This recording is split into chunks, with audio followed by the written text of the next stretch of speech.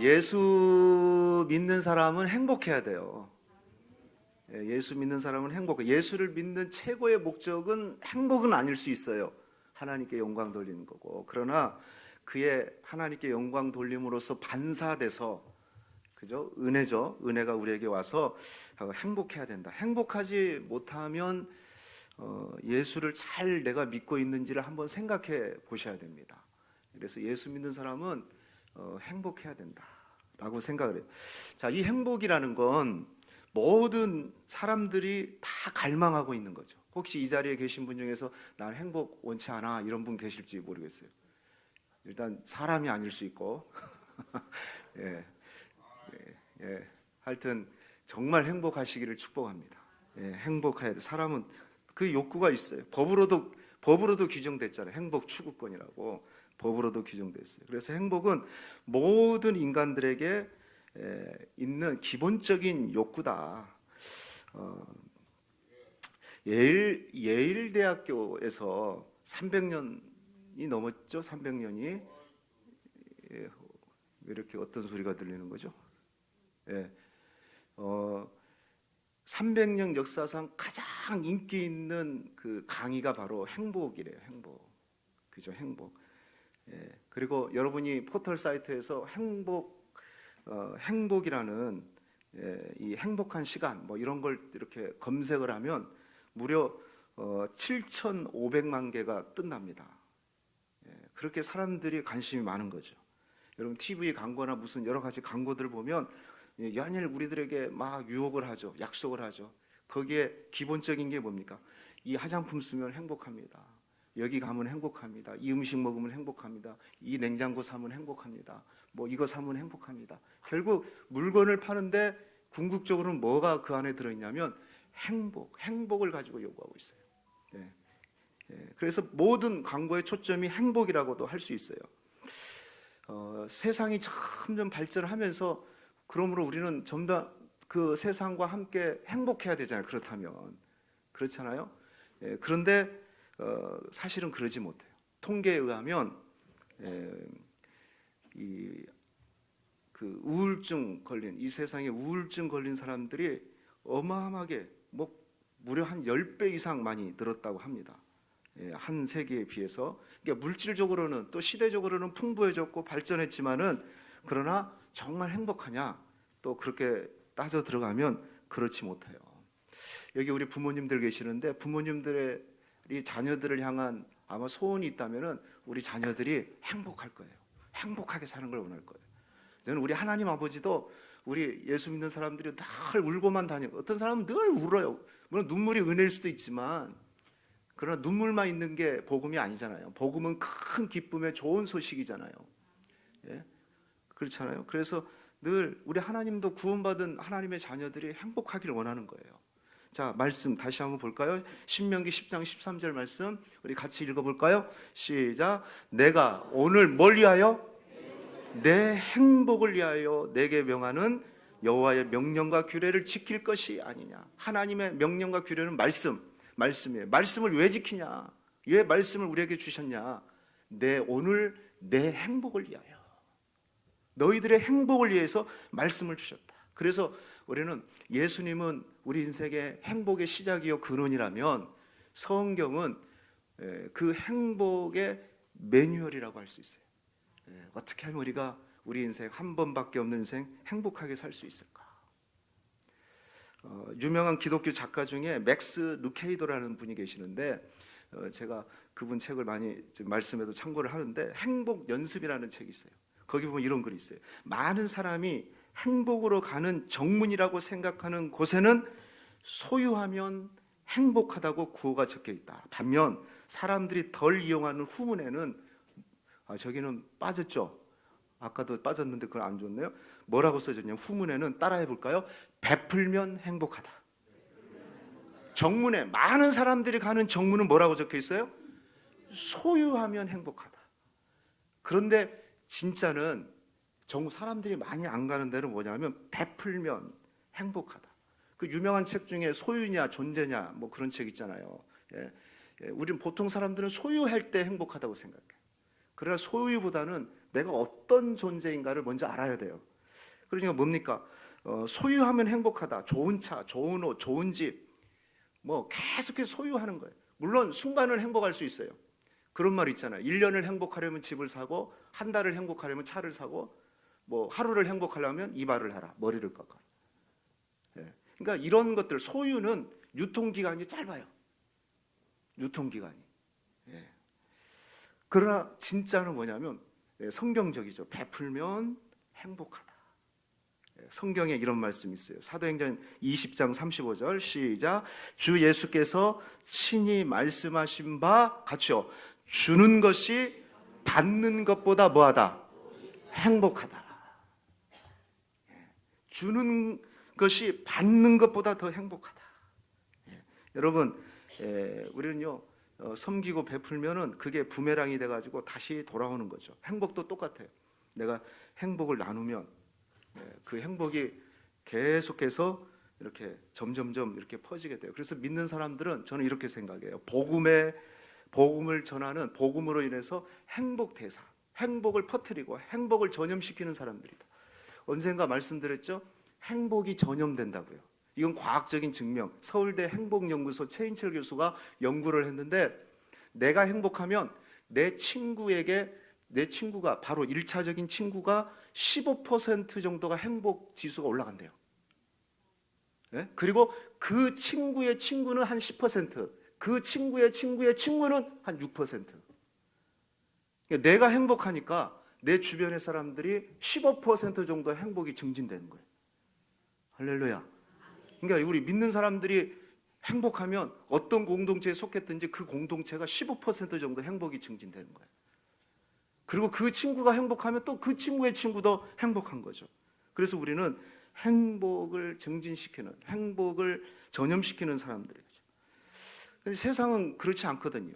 마지막 때가 갈수록 세상이 어떻게 되어져 간다고 성경에 얘기하냐면 디모데후서 3장입니다. 1절에서 5절까지 한번 보십시오. 너희는 이것을 알라. 말세에는 고통하는 때가 이르느니 사람들이 시작 자기를 사랑하고 돈을 사랑하며 자랑하며 교만하며 비방하며 부모를 거역하며 감사하지 아니하며 거룩하지 아니하며 무정하며 원통함을 풀지 아니하며 모함하며 절제하지 아니하며 사나우며 선한 것을 좋아하지 아니하며 배신하고 조급하며 자만하며 쾌락 사랑하기를 하나님 사랑하는 것보다 더하며 경건의 능력을 부인하는 자니 이 같은 자들에서 내가 돌아서라. 이게 말세가 갈수록 고통하는 때가, 세상은 발전하고 풍요로워지는 것 같은데 계속 사람들은 고통받는 때가 돼요. 왜? 저렇게 된대요. 자기 자랑하고 돈을 사랑하고 돈은 사용하라고 그랬는데 사랑하면은 돈의 노예가 되잖아요. 또 자랑하고 교만하고 심지어 경건의 모양들은 굉장히 있는 것 같은데 그 안에 능력이 없는 거죠. 다시 말하면 이 안에 뭡니까? 행복이 없어요. 행복. 말세가 갈수록 사람들이 더 행복해지고 이런 말이 없단 말이죠. 그래서 우리는 행복해야 돼. 행복. 여러분 선진국일수록 이 고독사가 많잖아요. 고독사. 애로움에 병 걸려서 죽는 분들. 우울증 환자들이 의외로 많고. 어젠가 어디 뉴스 보니까 운둔형 청년들이 우리나라에 60만 명이래요. 집에서 안 나오는 친구들. 제 주변에도 있습니다. 제 목사님 자녀들도 있어요. 안 나와요. 오늘 여기 교회 나온 것만 해도 큰 은혜야. 할렐루야. 자녀들이 집 나가는 것도 은혜예요. 진짜로 여러분, 제가 이거 누가 들을까 봐 우리 친한 분들인데 안 나와요. 부모님들은 목사님이에요. 장로님이에요. 안 나와요. 코로나 때 그냥 딱 들어가서 그때부터 안 나오는 거예요. 그래서 저는 애들이 집에 이렇게 놀러 간다고 하면 참 좋더라고요. 그래, 빨리 갔다 와라. 친구 만나고 와라. 집에만 있는 거 좋지 않아요. 그래서 예수 믿는 사람은 점점 행복하셔야 돼요. 그래서 그 행복할 수 있는 실제적인 제안이 아까 행복 매뉴얼이라고 그랬는데 성경에 제안이 됐어요. 저는 그걸 뭘로 찾냐면 성경에 뭐가 있냐면 한번 따라해 봅시다. 서로 땡땡하라. 서로 뭐뭐하라 하는 말이에요. 자, 성경에 서로 뭐뭐하라는 말이 한 50가지 이상 된다고 그럽니다. 저는 세보지 않았는데 그냥 31가지는 있어요. 왜냐하면 제가 그 책을 읽었거든요. 성경에 31가지 서로 조그마한 소책자가 하나 있는데 거기 보니까 성경에서 서로 뭐하라, 서로 격려하라, 서로 참으라, 서로 더 낫게 여겨라, 서로 무난하라, 서로 기도하라, 서로 섬기라, 서로 용납하라, 서로 용서하라, 서로 사랑하라, 서로 짐을 져라. 뭐 이런 게 31가지에 대한 어떤 목사님이 책을 썼더라고요. 오늘은 그 중에서 우리가 정말 우리가 공동체로 행복하기 위해서는 첫 번째가 뭐냐면 서로 격려하라. 한번 해봅시다. 서로 격려하라. 자, 오늘 성경 말씀 보니까요, 11절 보니까 그러므로 피차 권면하고 서로 덕 세우기를 너희가 하는 것 같이 하라 그랬는데, 저기 권면하라는 말이 그게 뭐냐면은 격려하라는 원어예요. 그리고 우리가 잘 아는 대표적인 격려가 히브리서에 있어요. 히브리서 10장 24절 25절 말씀, 우리가 저기 다른 번역서로 좀 봅시다. 시작. 서로 격려하여 사랑과 옳은 일을, 좋은 일을 하도록 마음을 씁시다. 그리고 어떤 사람들처럼 같이 모이기를 일을 패하지 말고 서로 격려하여 자주 모입시다. 이렇게 했어요. 서로 격려하여 사랑과 선행을 힘씁시다. 그래서 서로 격려해서 사랑과 좋은 일, 선한 일은요 혼자 못하고 서로 해야 돼. 서로 격려해가지고. 그리고 어떤 사람은 모이는 일을 패해. 뭐 들어가, 그냥 뭐 들어가 그러는데 서로 격려해서 자주 모이기를 힘쓰라. 이렇게 얘기했어요. 저기 격려라는 거. 아마 성경의 대표적인 두 구절인데, 그래서 교회는 격려 공동체예요. 격려 공동체. 여기 데살로니가서 5장을 우리가 9절 11절 읽었는데 그 1절부터 쭉 보면은 어떤 내용이냐면 주님의 때, 주님이 다시 오시는 때를 얘기하고 있어요. 그래서 그날은 주님은 다시 오시는데, 재림하시는데 도적같이 너희들에게 임할 것이다. 항상 그래서 너희가 정신 차리고 깨어 있어야 된다.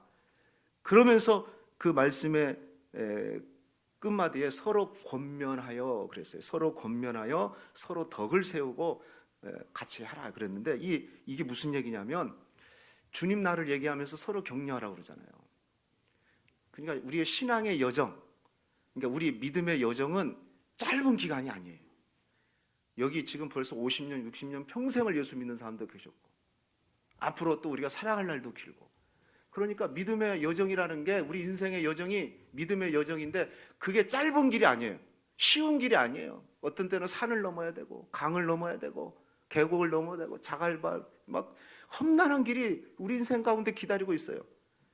그래서 그날이 오기까지, 그래서 너무 힘든 거죠. 그래서 성경은 뭐냐, 우리에게 교회라는 공동체를 주신 거예요. 왜? 서로 격려하면서 그 인생의 여정을 걸어가라는 거죠. 신앙의 여정을 완주해내라 이 말이에요. 여러분, 신앙은 따라해 볼까요? 신앙은 완주다. 완주예요. 완주. 빨리 가는 게 아니에요. 완주하는 게 목적이에요. 끝까지. 그런데 그게 길어요. 험해요. 여러분, 우리 인생이 험하잖아요. 산도 많죠. 강도 많죠. 왜 이렇게 이거 하나 넘으면 저거 있고 저거 하나 있고, 그래서 혼자 가다가 그냥 포기할까? 가지 말까? 교회 나중에 다녀야겠다. 그럴 때 서로 격려하면서 아니야, 같이 가야 돼. 제가 예전에 그 유튜브 영상을 보니까 그런 게 실제로 있잖아요. 여러분, 마라톤을 하는데 저 꼬린 지점이 한 몇백 미터 남겨놓고 거기서 쓰러져 버린 거예요, 선수가. 그거 한번 찾아보세요, 여러분. 쓰러져 버린 거예요. 그런데 막 뒤에 오는 선수들은 다 지나가는데 막 얼마 안 남았으니까, 꼬린 지점이 보이는데 얼마 안 남았으니까 막 몸부림을 치는데 안 되는 거죠. 다리에 몸이 다 풀려버렸으니까. 뒤에 오는 선수 한 사람이 가다가 멈추고 그 선수를 일으켜가지고 어깨에다 메고 같이 꼬링을 합니다. 거기 기다리고 있던 그 사람들이, 응원하는 사람들이 1등한 사람보다 그 사람을 박수쳐줘. 이것이 진정한 스포츠맨입니다. 스포츠 정신이다. 함께 가는 거. 저는 교회라는 게 그거라고 생각해요. 뒤처져 있는 사람들 잡아주고 끌어주고, 그래서 격려한다는 게 그거 아니겠습니까? 그렇게 가는 거예요, 끝까지. 그래서 교회를 주신 거예요.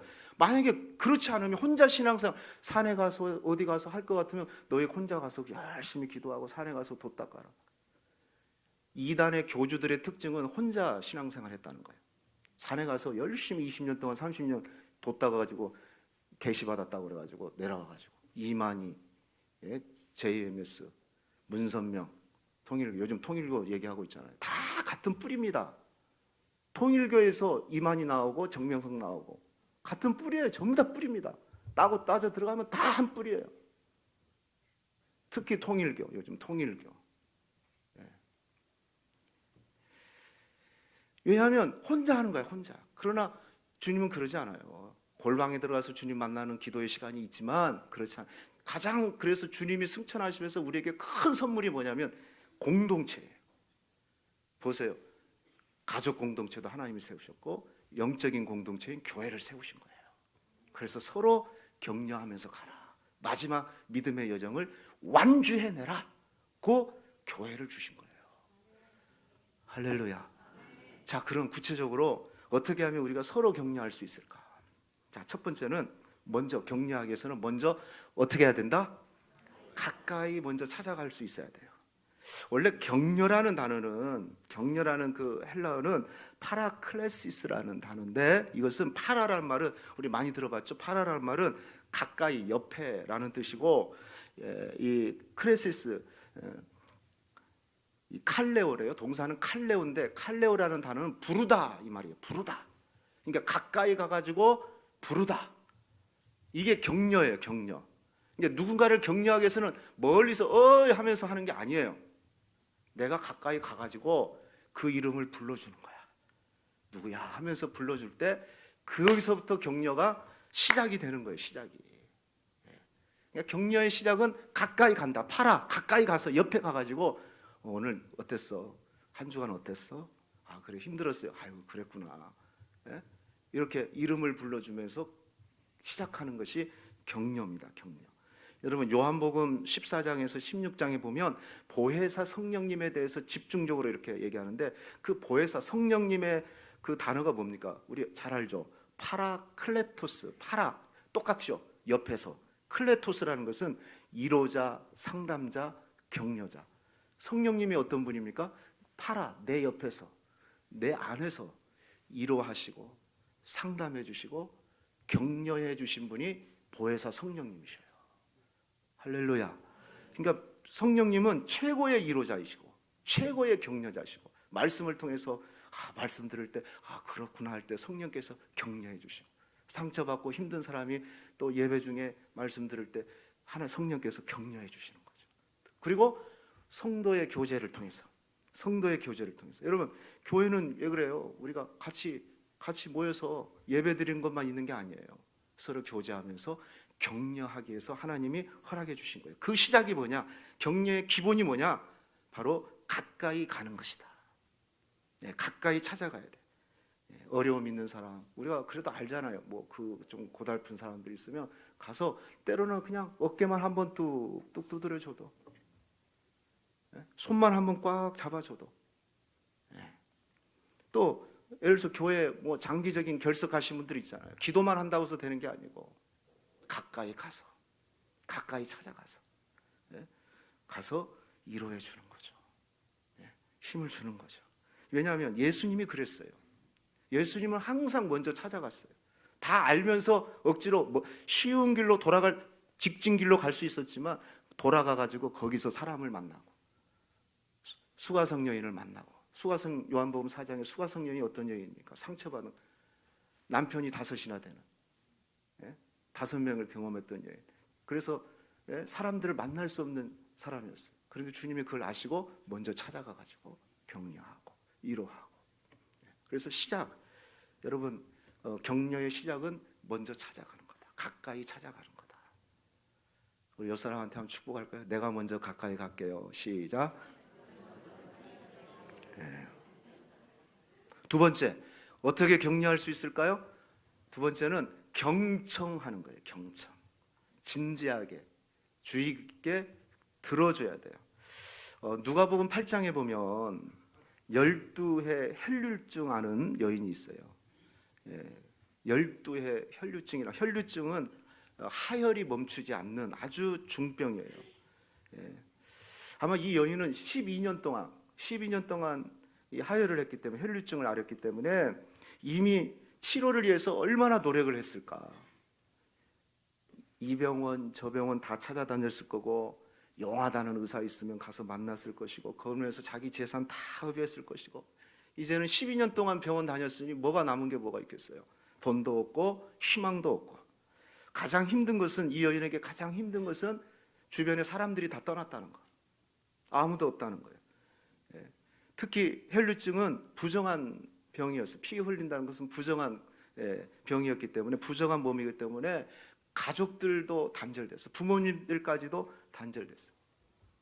예전에 제가 문득 생각나는데, 소록도를 갔거든요. 소록도 가면은 한센병 계신 분들 계시잖아요. 예전에는, 지금은 뭐 전염되지 않는 병을 아는데, 제가 교회도 가보고 거기 만나봤고 그랬는데, 가족들이 다 버려요. 가족들이. 그리고 그 섬으로 보내는 거죠.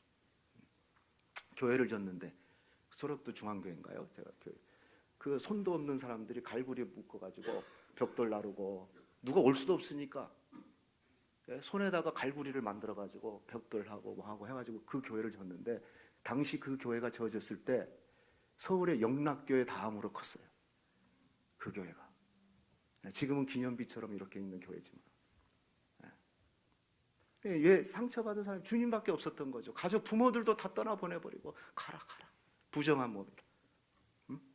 지금 이 여인이 지금 그런 거예요. 10년 넘게 단절됐어요. 가족과도 단절되고 예배도 드리지 못하고, 그런 생활을 하다가 소문이 난 거예요. 예수님이 우리 동네에 지나가신대.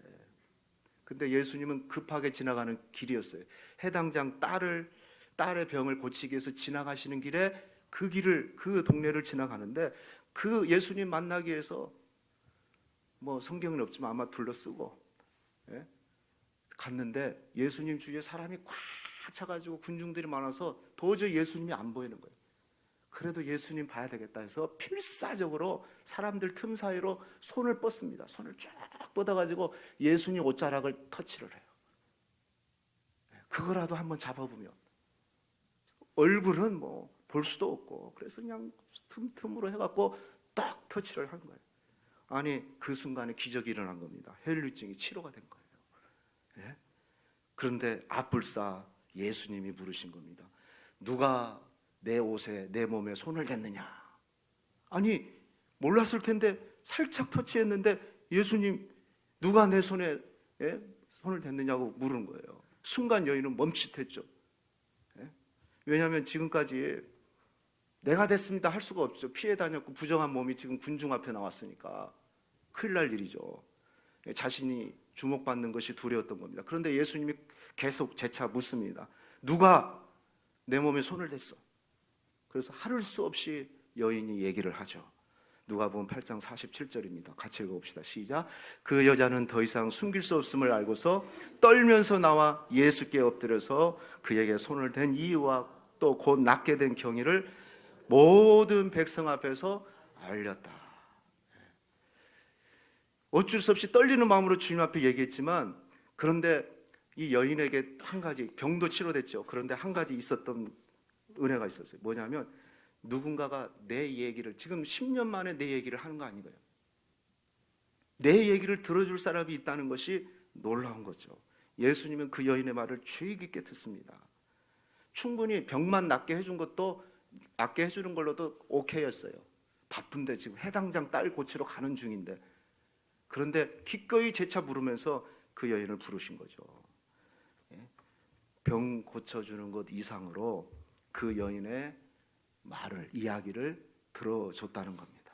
어떤 분이 이런 얘기를 했어요. 이 얘기에 대해서, 기적이 여인의 건강을 회복시켰다면 예수님의 경청이 여인의 존엄성을 회복시켜 준 것이다. 기적은 병이 치료된 거지만, 건강이 회복된 거지만, 예수님이 그 여인의 얘기를 들어줬다는 것은 그 여인의 존엄성을 회복해 준 것이다. 그리고 예수님은 그 여인에게 평생 잊지 못할 말씀을 합니다. 48절입니다. 같이 읽어봅시다. 시작. 딸아, 내 믿음이 너를 구원하였다. 평안히 가거라. 아무 말도 묻지 않고, 딸아, 내 믿음이 너를 구원하였다. 평안히 가라. 두려워하지 말고 평안히 가라. 여기 특별한 것은 따라. 예수 복음서에 유일하게 주님이 따라 불렀던 장면입니다. 그리고 평안히 가라라고 말씀합니다. 소망 없는 여인에게 예수님은 그의 말을 들어주고, 병은 지 믿음으로 치료됐지만 예수님이 그 여인의 말을 들어줬어요. 그것이 바로 최고의 격려라는 겁니다. 여러분 가끔 그러잖아요. 우리도 내 얘기 좀 한번 좀 들어주면 좋겠어. 그런 생각이 들 때 있지 않습니까? 우리가 필요한 게 뭐냐면 좀 들어주는 거예요. 경청해 주는 거예요. 자녀들이 부모님들한테 불만 1호가 뭡니까? 우리 엄마는 자기 말만 한다는 거예요. 엄마는 맨날 엄마 말만, 내 얘기는 안 들어준다. 부부의 갈등 중에 하나가 뭡니까? 항상 자기 말만 한다는 거, 들어주지 않는다는 거. 여러분 여러분 들어주시기를 축복합니다. 들어줄 때 잘 들어야 돼. 말을 끊거나 말을 고치려고 들어주지 마세요. 그건 경청이 아니에요. 그냥 들어주는 거예요. 할렐루야. 너 들으면서 저놈 잘못 얘기하는 거 바로 고쳐줘야겠다 하지 말고 그냥 들어주는 것 자체가 격려예요. 격려. TV, 인터넷 좀 이렇게 절제하시고, 저는 서로가 이 가족 간의 최고의 선물인 경청을 선사하시기를 주의 이름으로 축복합니다. 이것이 최고의 격려의 방법 중에 하나입니다. 마지막 세 번째는, 격려는 어떻게 해야 되냐? 아낌없이 따라합시다. 아낌없이 뭐 하자? 칭찬하자. 칭찬하는 거. 이거 칭찬도 격려의 최고의 방법이죠. 듣고, 가까이 가서 듣고, 그 다음에 칭찬하는 겁니다. 예수님의 제자 중에 수제자가 베드로인데, 여러분 아시는 대로 베드로는 단순해요. 어부 출신이어서 단순하고 우직하고 때로는 아주 충동적이에요. 늘 성급해요. 그죠? 그래서 늘 감정이 태도로, 감정이 말로 불뚝불뚝 드러날 때가 많아요. 허세도 있고요. 심지어 예수님이 십자가 나 죽게 된다, 이제 곧 죽는다고 말씀했을 때 두 손을 들고 주님 그런 소리 하지 말라고, 내가 목숨 걸고 주님 십자가 받겠습니다. 그런데 정작 예수님 십자가 지고 가실 때는 도망가고 부인하고 떠났습니다. 그게 베드로였어요. 베드로. 자, 어느 날 예수님이 제자들과 함께 이제 사역의 중후기로 넘어가는, 이제 바로 십자가를 앞두고 있는 중후기쯤이죠. 마태복음 16장인데요. 거기 보면 제자들과 함께 빌립보 지역을 거니시다가 예수님이 갑자기 제자들에게 묻습니다. 야, 이 동네 사람들은 나를 누구라고 하느냐? 이렇게 물어요. 그러니까 제자들 중에서 여러 사람이 얘기를 하는 겁니다. 예수님을 더러는 세례 요한이라고 합니다. 또 더러는 엘리야, 더러는 예레미야나 선지자 중에 한 사람이라고 그렇습니다. 이렇게 대답을 해줍니다. 그러니까 그 대답을 듣고 나서 예수님이 다시 또 묻습니다. 그러면 너희들, 이 사람들 말고, 군중들 말고 너희는 나를 누구라 하느냐? 라고 묻습니다. 그때 베드로가, 성질 급한 베드로가 쏜살같이 대답을 하는데 뭐라고 대답하죠? 자, 마태복음 16장 15절 16, 자, 시작. 너희는 나를 누구라 하느냐? 시몬 베드로가 대답하여 이르되 주는 그리스도시요 살아계신 하나님의 아들이십니다 라고 고백을 해요. 그러니까요, 이 말이 무슨 얘기냐면, 당시 빌립보라는 지역은 로마의 식민지로서 로마 군인들이 퇴역하고 은퇴를 하고 와가지고 사는 휴양지 같은 아주 로마에서 뭐라고 할까요? 기획된 도시였어요. 그러니까 거기에는 황제 숭배 사상이 가득했어요. 신전들도 많았고, 황제 숭배 사상이라는 건 뭐냐면 황제가 주님이시다, 우리 인생의 주인이다, 우리 인생을 책임져 준다, 먹을 거 마실 거 다 주시는 분이고, 그래서 황제 신앙으로 가득 찼던 데가 빌립보입니다. 빌립보. 사람들은 다 그렇게 믿고 있었어요. 자, 그 지역을 예수님이 너무 잘 알고 있죠. 그곳을 지나가면서 너희는 나를 누구라 하느냐 했을 때 베드로가 주는 그리스도시요 살아계신 하나님의 아들이란 말은 황제가 주인이 아니고 우리 예수님이 주님이십니다. 예수님은 살아계신 하나님의 아들이십니다. 하나님입니다. 이 고백을 하는 것은 황제 사상과 정반대 얘기를 하는 겁니다. 베드로가 그 고백을 한 거예요. 자, 그 고백을 듣고 난 다음에 중요한 게 뭐냐면 예수님이 어떤 반응을 보이셨느냐. 뭐라고 했죠? 예수님이 따라합시다. 바요나 시몬아. 크게 이거 흥분된 거예요. 흥분된 거. 자, 바요나 시몬아, 내가 복이 있도다. 이 고백한 거예요. 딱 베드로도 성질 급하게 얘기했는데 베드로의 대답이 떨어지자마자 예수님도 맞아, 바요나 시몬아, 내가 복이 있도다. 자, 요 말을 요즘 말로 바꾸면 베드로야, 잘했다, 잘했어, 맞아, 합격이야, 훌륭해. 엄지척. 엄지척 한 거예요. 우리가 그러잖아요. 요즘 딱 하면 잘한다 하면 맞아. 할렐루야. 예수님이 그 얘기를 한 거예요. 잘했다. 맞아. 그게 정답이야. 엄지척이야. 엄지척. 그냥 마치 예수님이 일어나서 박수를 쳐준 기립박수를 해준 것처럼 그래 맞다. 그 얘기를 한 거죠. 한마디로 말하면 물론 나중에 베드로가 실패도 한 적도 있지만 베드로에게 크게 칭찬을 한 겁니다. 할렐루야. 칭찬을 한 거예요. 얼마나 여러분 저는 그 생각 들어요. 베드로가 그날 밤 잠을 잘 수 있었을까? 주님으로부터 엄지척을 받았는데 얼마나 흥분됐겠어요. 이것이 바로 저는 칭찬의 힘이라고 생각을 해요.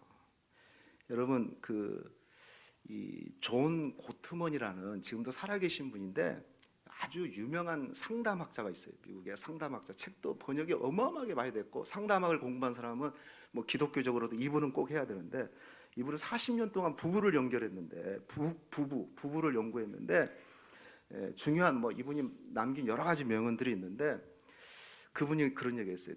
부부 대화의 15분만 들어보면 이 사람들이 앞으로 잘 살지 갈라질지를 알 수 있는데 90% 이상 맞는다. 부부의 대화를 들어보면 딱 15분만 들어보면 앞으로 이 부부의 향방을 90% 정도 알 수 있다고 얘기를 해요. 그러면서 하는 말이 뭐냐면 건강한 가정은 긍정 대 부정의 황금 비율이 있는데 한번 따라해 볼까요? 5대1. 크게 보세요. 5대1. 예. 긍정이 5, 부정이 1. 그러니까 부정적인 말이나 행동이 하나가 떨어졌을 때 그것을 잠식시키고 하는 것이 뭐냐면 긍정의 언어와 행동이 5가지가 나오면 그 가정은 대부분 건강하대요. 반대가 되면 안 되죠. 반대가. 그러니까 안 좋은 행동, 막 가정 안에서 막 이 부정적인 비판적인 것들이 막 떨어지면 하나 정도 떨어지면 긍정은 한 5개 정도 막 부어지면 대부분 그 가정은 공동체가 저는 이 건강하다. 이분이 그 얘기를 한 겁니다. 5가지. 그러니까 긍정의 언어, 축복의 언어, 격려의 언어가 5가지가 쏟아지면 된다는 거예요. 여러분 가정은 어떠세요? 여러분 가정은 부정적인 얘기들을 많이 합니까? 긍정적인 얘기들을 많이 합니까? 5대1. 오늘 설교 다 잊어먹어도 좋아요. 5대1은 기억하세요. 5대1. 그래야지 우리 가정이 행복하구나. 지금 교회도 5대1이에요. 교회 비판할 수 있어요. 목사님 설교가 기네, 뭐하네, 뭐 어쩔 수 있어요. 그 하나. 그러나 5는 긍정이야. 그래도 은혜 받았어. 그래도 힘났어. 그래도 좋았어. 할렐루야. 그러면 공동체가 되는 거죠. 이게 격려거든요. 격려, 칭찬, 긍정의 언어. 그래서 격려라는 그 단어 중에 여러분 미켈란젤로 효과라는 말이 있어요. 미켈란젤로 조각가잖아요. 이 사람이 뭐냐면 미켈란젤로 효과가 뭐냐면 대리석 안에서 다윗의 형상, 큰 대리석인데 조각가가 그 안에 다윗의 형상을 끌로 만들었잖아요. 그래서 격려라는 것은 바위지만은 그 안에 다윗의 형상이 있다는 것을 언어를 가지고 끌어내주는 것이 격려다. 이해하셨습니까? 조각가는 끌로 깨면서 그 바위를 조각품으로 만들듯이 격려는 긍정의 언어, 격려의 언어, 축복의 언어를 가지고 그 안에 있는 잠재력을 끌어내주는 거. 이게 격려예요, 격려. 그리고 또 한 가지만 더 얘기하면 이 바라버 프레드릭슨이라는 사회심리학자가 있거든요. 이분도 유명한 분인데 책이 번역이 됐어요. 내 안에 긍정을 춤추게 하라라는 책에 보니까 긍정적인 정서는 우리로 하여금 큰 그림을 보게 하고 우리 주변에 따라합시다. 시야를 넓게 해준다. 그냥 막 내리찌면은 시야가 좁아져요. 근데 긍정적인 언어를 많이 써주면은 전체 큰 그림을 보게 해주고 시야를 넓혀줘요. 보는 관점을 크게 넓혀줘요. 예를 들면 축구 코치가 운동선수가 선수에게 골 득점률을 떨어뜨리고 싶다면 그 선수에게 화를 내고 고함을 지르면 득점률이 떨어지는데 반대로 그 선수가 보다 넓은 시야를 가지고 경기에 임하게 하려면은 긍정적이고 인정의 언어, 격려의 언어를 써주면은 시야가 넓어지고 넓은 걸 보면서 그렇게 된다는 겁니다. 그래서 이런 말이 있어요. 유명한 말이 있어요. 한번 읽어봅시다. 사람들은 시작. 사람들은 우리가 잔소리하는 대로 되는 것이 아니라 뭐 하는 대로 된다? 남편들은 넣으면 되겠죠. 남편들은 아내가 잔소리하는 대로 되는 것이 아니고 뭐 하는 대로 된다? 우리 자녀들은 부모님이 잔소리하는 대로 되는 게 아니라 뭐 하는 대로 된다? 격려하는 대로 된다. 할렐루야. 이게 격려예요. 격려의 힘이에요. 놀라운 일이죠. 놀라운 일. 그렇죠? 잔소리하는 대로 되면 얼마나 좋아요. 막 나오니까 우다다닥 막 해버리잖아요. 근데 그렇게 안 돼. 격려하는 대로. 그 격려 속에 칭찬의 언어, 인정의 언어, 축복의 언어, 이런 언어가 들어가는 거죠. 그러면 되는 거예요. 여러분 오늘부터 바꾸세요. 남편들 잘하게 하는 방법이 뭐냐면 잔소리가 아니에요. 격려하세요. 격려. 툭툭툭 두드려주고. 아내도 마찬가지예요. 남편들도요. 맨날 뭐 어쩌고 저쩌고 하지 말고 반찬 타령하지 말고 격려하세요. 격려. 그러면 달라. 자녀들 잘 되길 원합니까? 잔소리하지 마세요.